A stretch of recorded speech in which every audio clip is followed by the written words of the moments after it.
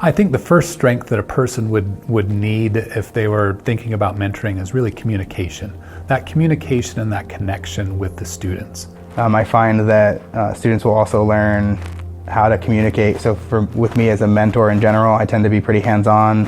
I'm fairly demanding, but I'm also high-caring. And I think when people recognize that, they tend to also try to attain a higher quality of work. And it's a time investment. You have to have the time and be willing to invest that time in the students and to be able to connect with them, because students are looking for that connection. So communication and time, and then it's the reward. Mentoring in general, when you start, it takes a lot of time. And I think there's not enough emphasis on having a good mentee-mentor match. Not all good mentors will mentor everyone well. He actually sits you down, tells you, talks to you, coaches you. He's more than a mentor, he's a coach, which I guess is what a mentor has to do, because he coaches you in what you have to do, sets down the rules and also how to expertly follow them, which is what I like about it. One important thing that Dr. Roper makes sure he does is that he has an open door policy. So his office is right there in the lab. So anytime we have questions or concerns, he's open. We can go right to him and talk to him about whatever we have going on. If we have any issues in the lab, we can tell him right then.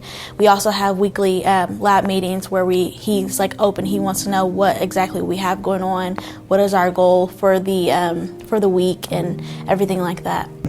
And research often fails much more often than it succeeds. And I think that riding that emotional roller coaster of putting in a lot of time and finding out that nothing has come from it, or at least not the intended result has come from it, is very important for them to understand.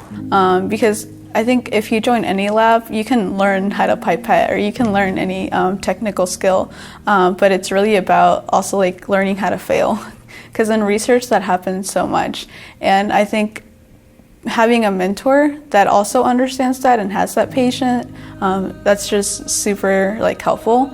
So one of the things that I think is really important for students to learn when they first come into the lab is they need to learn a little bit about what they're doing and why they're doing it. Research with the mentor, it's empowering, especially when you get the right mentor, because he makes you understand what you're doing, how you're doing it, why you're doing it, which is what you want from the research, to know why you're doing it, to know the impact it actually has on lives outside of our own, because that is what biological research serves to do, to serve mankind and make it a better place for people.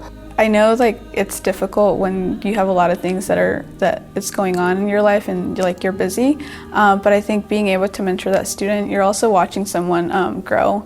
And I think at some point in your life, you had someone help you out, so it's nice if you're also able to help another fellow student, and hopefully you're a good mentor that your mentee will want to also mentor other students.